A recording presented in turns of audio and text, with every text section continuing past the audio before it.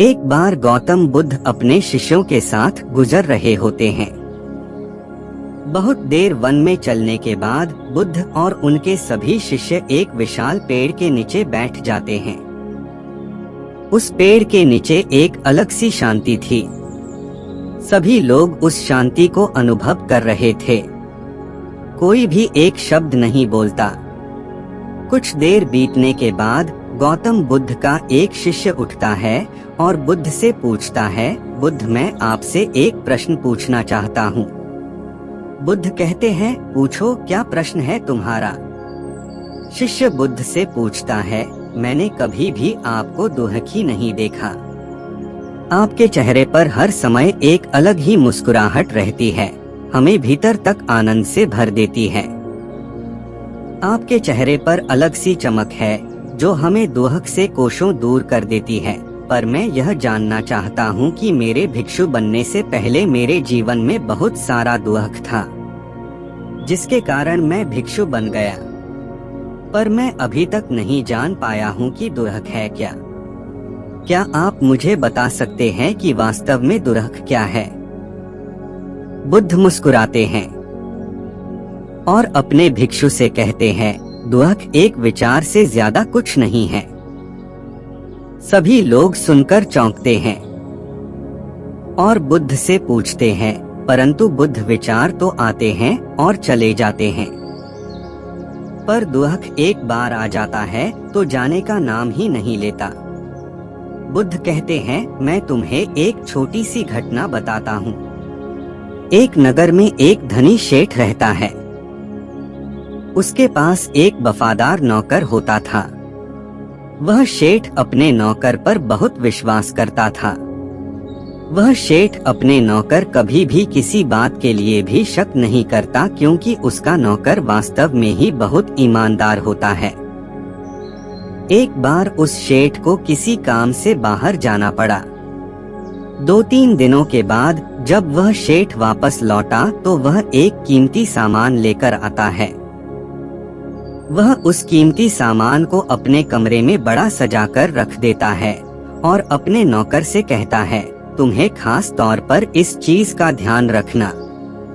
ध्यान रहे यह टूटे नहीं, यह मेरा बहुत प्रिय है। नौकर कहता है, मालिक मैं पूरा ध्यान रखूंगा, आप चिंता न करें। अगले ही दिन वह नौकर पूरे घर की सफाई कर रहा होता है। सफाई करते करते वह शेठ की उस कीमती चीज के पास पहुंचता है और उसकी भी सफाई करने लगता है। सफाई करते वक्त वह कीमती चीज उस नौकर के हाथ से फिसल जाती है और नीचे गिर जाती है। शेठ को यह बात पता चलती है और वह नौकर के पास आता है और नौकर को खूब डांटता धमकाता है, पर न तो वह उस नौकर को नौकरी से निकाल सकता है और न ही उसे पीट सकता है, क्योंकि वह उसका बहुत वफादार और पुराना नौकर था। इसलिए वह डांट धमकाकर ही उसे छोड़ देता है। शेठ अपने उस कीमती चीज के बारे में सोच सोच कर बहुत दुखी हो जाता है। रात होती है और शेठ अपने कमरे में लेट जाता है। शेठ को नींद नहीं आ रही होती है। वह बहुत बेचैन होता है। बेचैनी के कारण शेठ अपने कमरे से बाहर निकलता है और देखता है कि उसका नौकर निश्चिंत के साथ खराटे ले लेकर सो रहा था। वह यह देखकर और क्रोधित हो जाता है। सेठ सोचता है, इसने मेरी इतनी कीमती चीज तोड़ दी और इसे बिल्कुल भी चिंता नहीं है।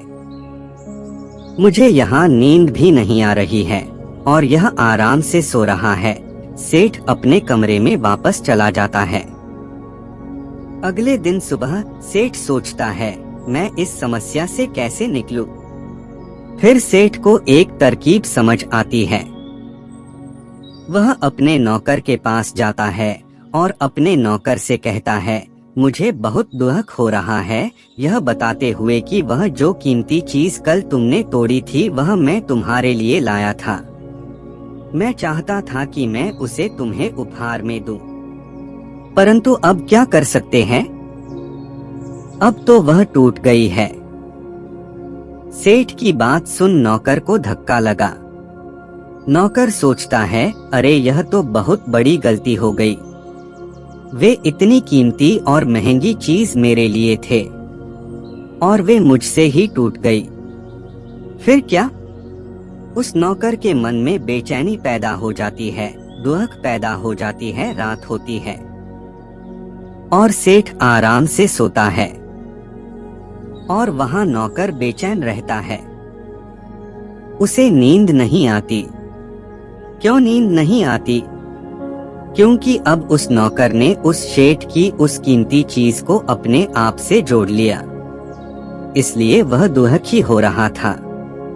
पहले उस नौकर के मन में यह विचार नहीं था कि वह कीमती चीज मेरी है, पर अब उसके मन में यह विचार है कि अगर वह कीमती चीज न टूटती तो वे मेरी होती। बुद्ध कहते हैं, दुख केवल एक विचार है। और यह विचार कैसे उत्पन्न होता है?